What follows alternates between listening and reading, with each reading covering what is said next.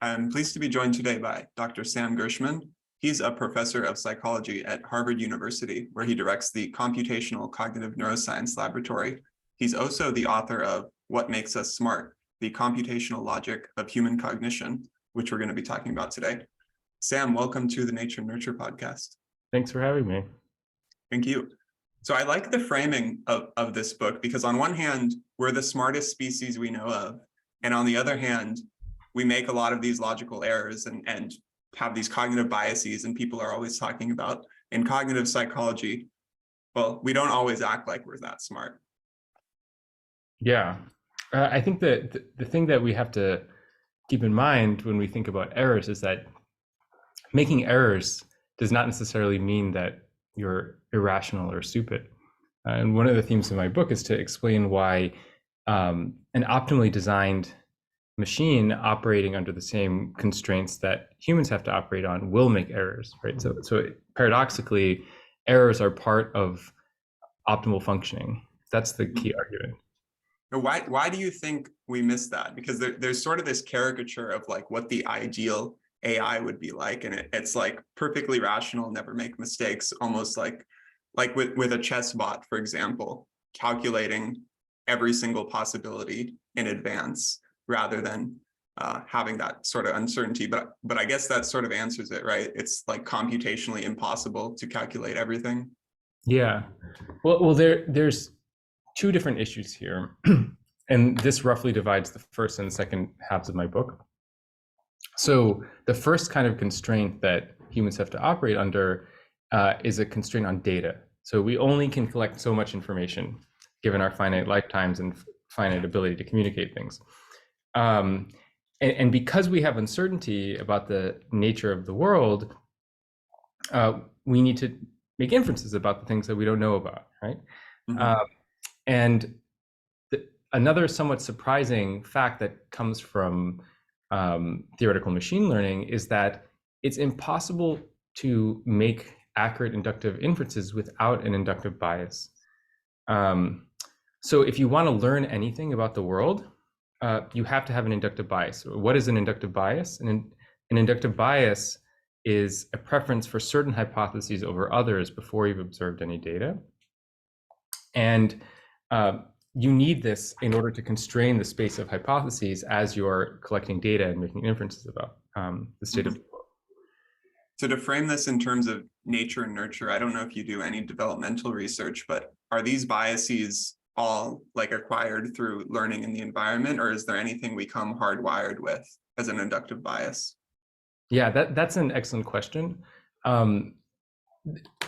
The notion of an inductive bias is agnostic with respect to where the inductive bias comes from.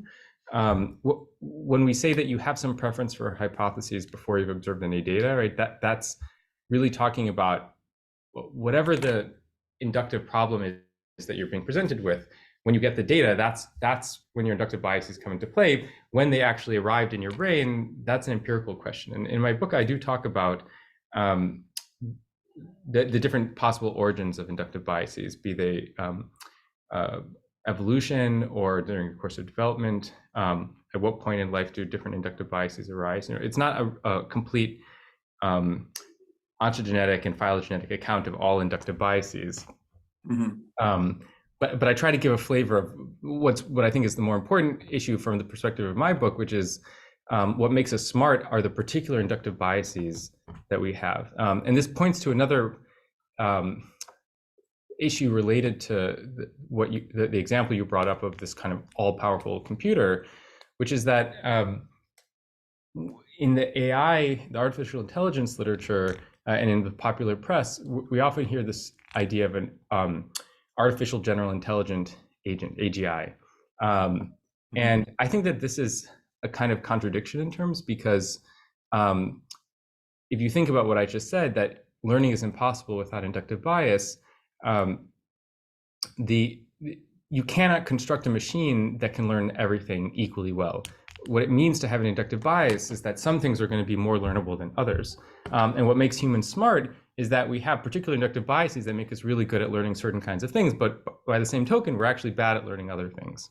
Mm-hmm. So there's like a meta form of bias in that you're going to be biased in one way, but some biases are more useful than others?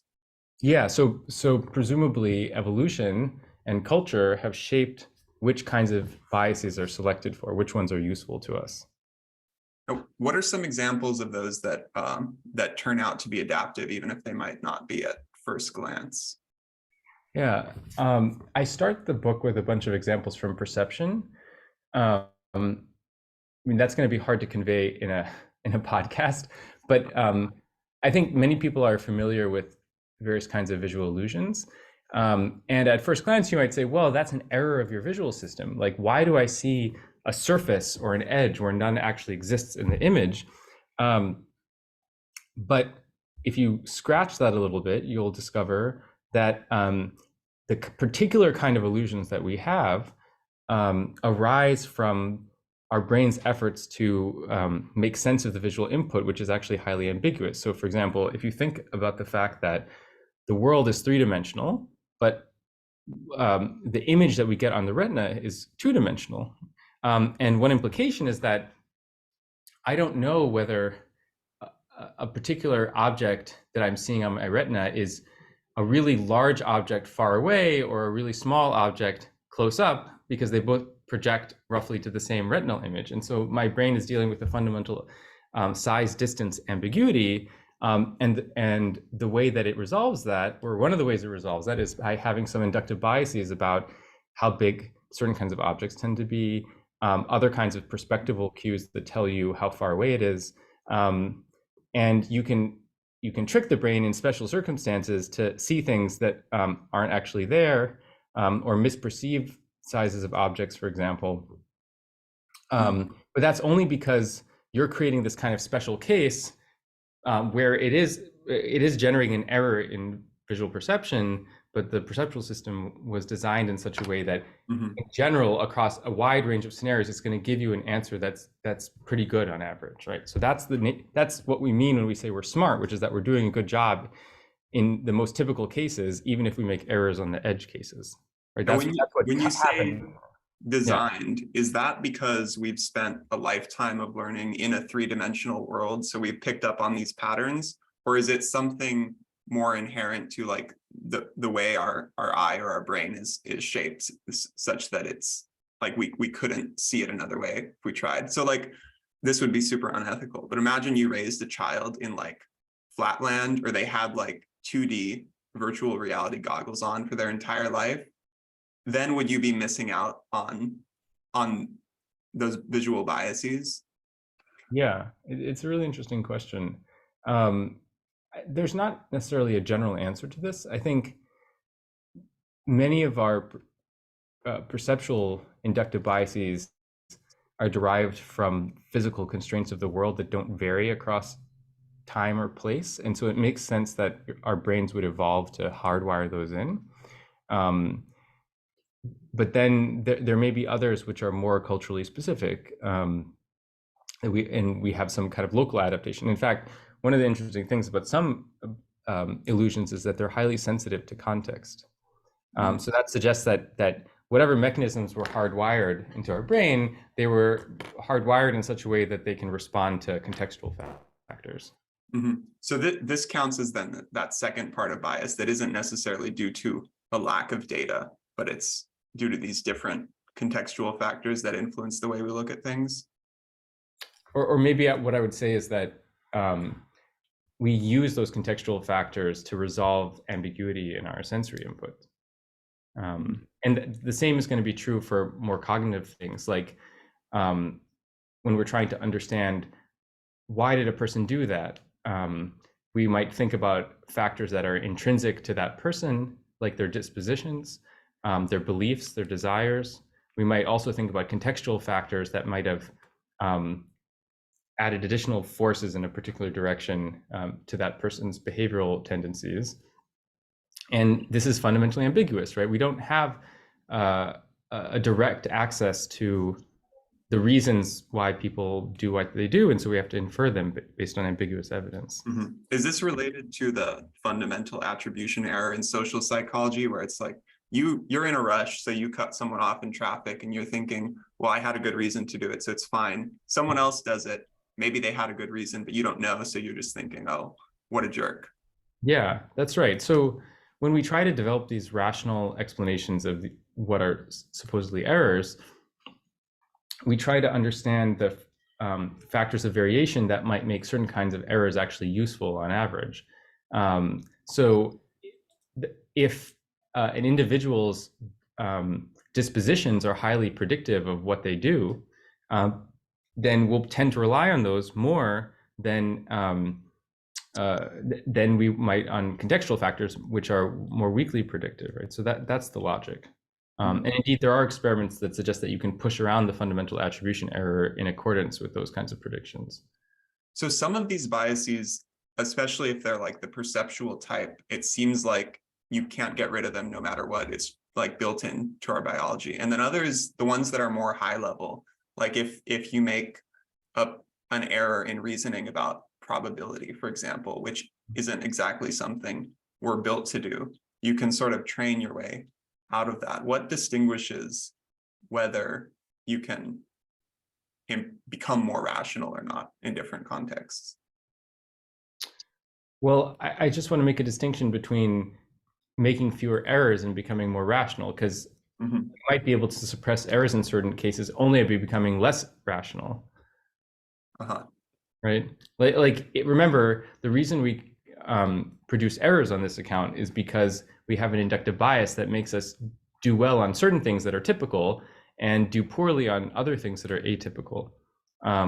Now, you could imagine trying to install other kinds of inductive biases that would allow you to make fewer errors on those atypical cases, but that might also have the side effect of making you make more errors on the typical cases, right?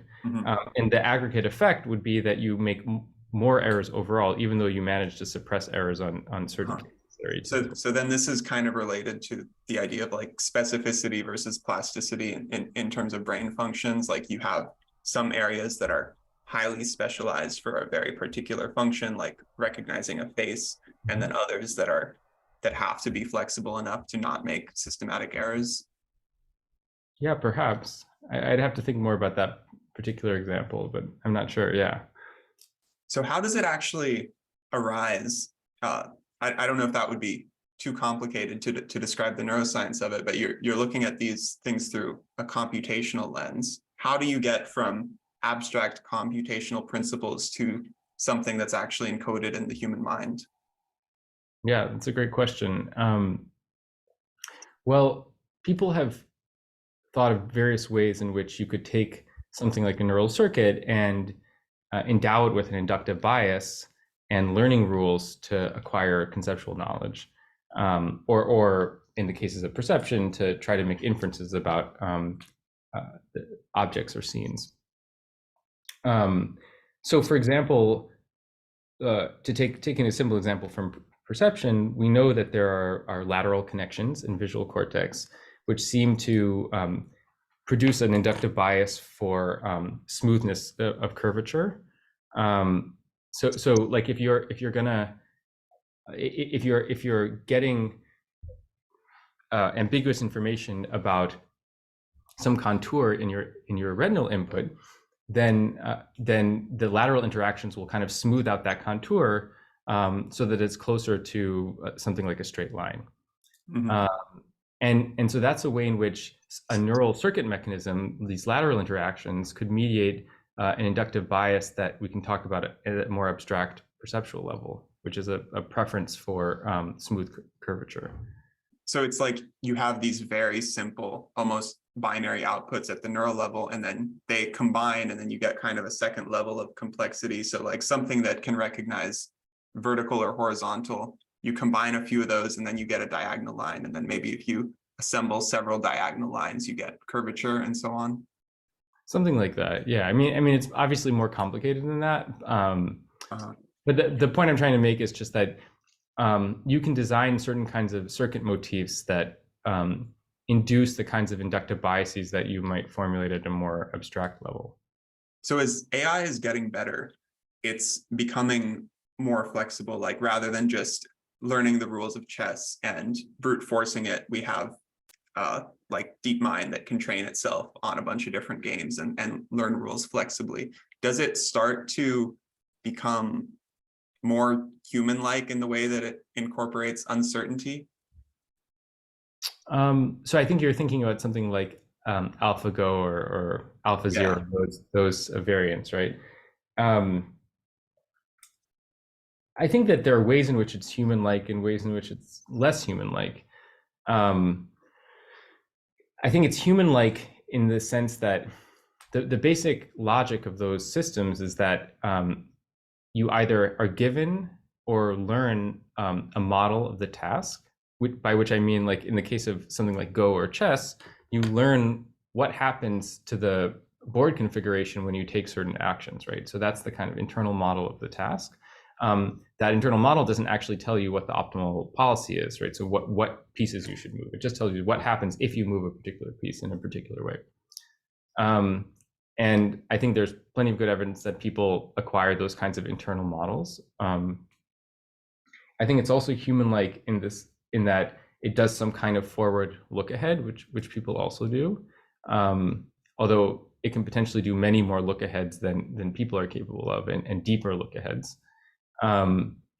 It's also human-like in that it uses a value function to guide its look ahead. So the idea is that when you look ahead, you have this branching tree that creates an exponentially large number of paths that you could follow. And so efficiency requires that you be somewhat selective in which paths you explore. And the way that systems like AlphaGo finesse that, and this is really their big advantage, is that they have a deep neural network which tries to estimate how good certain paths are, and then uses that to guide your look ahead. And I also think that that's very plausible as an account of what humans are doing when they try to solve complex planning problems. I think that it may be less like humans in the sense that humans have pretty structured inductive biases about the kinds of task domains that they're learning in. So for example, we tend to organize our understanding of complex tasks like video games, for example, into object-oriented relational theories. So what I mean by that is that we think about the dynamics of the game in terms of objects interacting with each other. And that's not necessarily an inductive bias that systems which learn internal models will have. So it's possible that you could make them more human-like by endowing them with the kinds of inductive biases that people have. You mentioned mental representation earlier. Does this connect to what you were just saying, where it's like, in theory, you could focus on, and like I have a keyboard in front of me, for example, and I see it as one unit, even though there's like 50 plus keys on it, right? And so is that related to this mental representation idea of allowing us to create something that's functionally useful, even though there's like infinite complexity in any given thing that we look at? Yeah, I think so. There's some interesting recent work by Mark Ho that looks at construal, and in particular, optimal construal policies. So is there a way to take some kind of fairly granular problem and then construe it in a more abstract way that makes it easier to solve? And it seems to be that you could both formalize that and that humans do something like what that formal model predicts. So that kind of boils down to ignoring the irrelevant details, right? Yeah. So on one hand, we want to ignore all the irrelevant details. On the other hand, we want to incorporate enough uncertainty that we remain flexible. Yes, something like that. Cool. So this seems very complicated, but from what I've heard about some of your work, like your more theoretical work, even very simple animals can do things like this. Yeah, well, I would say that it's a speculation, but it may be possible that simple animals form internal models. Clearly, they're going to form internal models that are a lot simpler than what people have. But I think it's an interesting question from the vantage point of biology, how those internal models get instantiated physically. So that's something that I've been very interested in recently, to try to get more reductionistic about what we mean by an internal model, how it gets implemented in biological circuitry, and the ways in which the biological representation of internal models might deviate from some of our conventional views about learning and representation. So in particular, the idea that single cells might be able to store more complex representations than we previously thought they were able to. So what makes something a representation or like information in the mental sense, as opposed to, like, people say DNA encodes information, but we don't assume there's anything conscious about it. So there's this weird, it's almost like a philosophy of mind problem. Like, at what point does the information start to become something that looks mental? I mean, a footprint in the grass contains information about its history, right? Mm-hmm. So I don't think that information, or in particular, if we're talking about information about the past, which is a kind of minimal definition of memory, that property is not unique to living things or even brains, right? That it's ubiquitous, right? I think we're comfortable thinking about a hard disk storing memories, Mm-hmm. but maybe we're less comfortable thinking about a rock storing memories of, you know, somebody stepping on it or chipping something away from it, right? But those are memories according to that minimal definition. I think what makes living things special is the way in which they repurpose these physical media to store memories that are useful for those organisms to thrive. Could you say that that's what a computer is doing, or is there's something like an extra layer of distinction between what animals do to turn information into action, let's say, and what a computer is doing? Well, I mean, if we're talking about computer memory, that's an engineered artifact that we designed to be useful to people, right? Mm-hmm. And you could say that the kinds of information storing systems in organisms were engineered by evolution, and maybe to some extent by development, to be useful to those organisms. Mm-hmm. So that's where the overlap would be then. Yeah, I mean, with physical matter, with non-living matter, there's no way to talk about usefulness, right? Because usefulness is really tied to life, right? Uh-huh. A rock is neither useful or useless, right? It's a kind of a category error to say that some physical process might or may not be useful to the rock. Right. So earlier in class a few weeks ago, you mentioned these simple animals, planarians, flatworms, which are like less than a centimeter long, but they seem to have some remarkable learning capabilities. Yeah. Well, this has been a very controversial area in biology. So at first I should say that for over 100 years, we've known about their amazing regenerative capabilities. They can regenerate from very small amounts of surviving tissue. And of course, that raises the question, what happens when you cut off their head and they regenerate their brains? Is anything left from what they had before? Now, if you take the view that memories are stored at synapses, which is the conventional view in neurobiology, then it stands to reason that any memory they might have formed before you cut off their head should not be there after you cut off their head, right? But that turns out not to be really true. There were observations from the 1950s, 1960s, and then later, more recently, people have tried to redo these experiments. The observation was that, first of all, these worms can learn simple associations between stimuli, and then some memory of that association survives decapitation, like when they regrow their heads.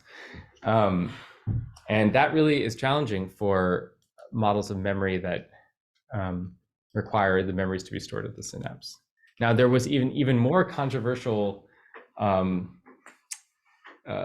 generation of experiments that came afterwards, where people asked, well, what actually is storing the memories? And they had an idea at that time that it might be some kind of molecule, maybe an RNA. That was the prevailing idea at the time. So these scientists tried to extract RNA from trained animals and deliver it either through cannibalism or injection to untrained animals and show that there was some transfer of memory. And there were a small number of studies that largely showed these effects. Now, that small number of planarian studies was subsequently overshadowed by a much larger number of studies in mammals and a little bit in fish, and as well as some birds. All of these studies were trying to do memory transfer of various sort across multiple different tasks. And that was very controversial because although there were many studies that did find transfer effects, there were many studies that didn't.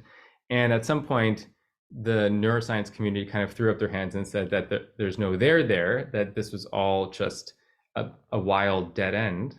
And a kind of casualty of that was that the planarian studies, which actually seemed to have worked, were deemed basically bad science, even though that really the replication issues had more to do with the mammalian studies than the planarian studies. So I think that it's still basically an open question that somebody should revisit at some point. So I saw that you had a recent paper that was proposing like a dual model of memory. So maybe stored in the synapses in some instances and stored in, I don't know what the alternative would be exactly, but like stored in the cells in others. How would that work? Yeah, so maybe to make a complicated story somewhat simple, let's think about the evolutionary history of this. There was a long period of time on Earth when there were single-celled organisms, no multicellular organisms. And some of those single-celled organisms were actually quite sophisticated, like Paramecia, which is a little swimming single-celled organism. So one of the questions there is, were they able to learn anything? And there's evidence to suggest that even very simple, like prokaryotic organisms like bacteria can learn things about their environment. So for example, bacteria are known to adapt their gene expression depending on the nutrient composition of their environment. And that basically tunes their metabolic pathways to be able to process the different kinds of nutrients that they might be able to collect. So whatever learning is happening in those cells, it's not synaptic, right? There's no synapses, it's one cell. So given the fact that evolution tends to be highly conservative, like many kinds of signaling pathways in simple cells are preserved in much more complex cells, you might think that some learning capabilities are also conserved across phyla. And in particular, I've speculated that what the learning mechanisms are doing are actually acquiring some kind of internal model of the external environment. But then when you get to more complex organisms, the internal models presumably get more complex as well. And one cell by itself might not be able to store all the information that it needs for one internal model, in part because it only has access to the cells that are sending it, the other cells that are sending in information. So there's a locality that imposes constraints on the kinds of internal models that a single cell can acquire. And at that point, you need to invoke some other kind of mechanism, which is a different kind of learning, which is basically learning to optimally shuttle relevant information from one cell to another. And there are ideas of a similar sort in the machine learning literature. And what I suggested was that this kind of optimal computational learning might be happening at the level of synaptic plasticity, whereas there's another kind of internal model learning that's happening at the level of single cells. And then these two things interact with each other. So the cellular learning where information is being stored in a molecular code actually training the synaptic plasticity to um, to to correctly move information between cells. So if I understood this right, when you're dealing with simple enough forms of learning and memory that it has to do with tasks that a single cell can perform, those memories are stored within the cell, but then once it reaches a level of complexity that you need collaboration from multiple cells to do a single task, then the memories are stored at synapses, which would be junctions in between cells. Just to be clear, I think that the memories are still being stored. There are two different kinds of memories. There's memory of the that there's memory that has to store information about the external environment, and that's still happening at a single cell level, even for complex tasks. And then there's memory that has to store the computational parameters that govern the transmission of information across different parts of the brain. And that's happening simultaneously and in fact interacting with the intercellular molecular memory storage. That makes sense. Has it made a splash? How has the theory been received? Well, I think that people are rightly skeptical of this because it goes some way, first of all, to explaining some of the anomalies in the memory literature. I think the conventional view that behaviorally relevant memories, so memories that are relevant to learned behavior, are stored at the level of synaptic plasticity, has a lot of holes in it. So there are ways to, for example, dissociate things happening at the level of synaptic plasticity and things happening at the level of learned behavior. So there has to be some other way of explaining these things, plus the stuff about decapitation and memory transfer, if you believe it, and plus a bunch of other things, other phenomena that seem challenging to a synaptic plasticity account, like the fact that memories are conserved across hibernation and metamorphosis, like a caterpillar turning into a butterfly. And those are all events that involve dramatic synaptic remodeling. So something has to be conserved, and it's natural to imagine that if you've conserved it in a molecular format, then those molecular memory codes can then subsequently help rebuild access to those memories when the circuit reconfigures itself, like, for example, after hibernation or metamorphosis. Mm-hmm. To tie this back into what we were discussing earlier about uncertainty in learning, is there a difference between the way that information that is like concrete information that you've gained from your environment versus uncertainties in that information? Are they stored in the brain differently, or do you take uncertainty and then kind of frame it as its own sort of information and then process that information in the same way you would process anything else? Yeah, it's an interesting question. There are different ways to answer this. One idea, for example, is that you represent your uncertainty by taking samples from some distribution. So you instantiate a bunch of hypothetical worlds, so to speak, and the probability of observing a particular world corresponds to the frequency of the sample in the sample set that you've generated. And I think that something like that may partly be going on inside a cell, where we think about, if you thought, for example, that RNA stores some memory trace, then that RNA is, of course, being transcribed from DNA.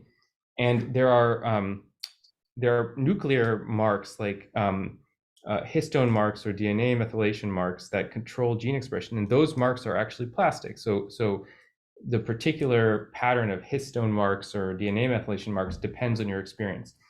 And so you can think about those as parameters or hyperparameters that are tuning a kind of transcriptional sampling algorithm. So like the DNA in the nucleus is transcribing these RNA sequences, and maybe transcribing lots of those RNA sequences depending on what the nuclear marks are guiding it to do.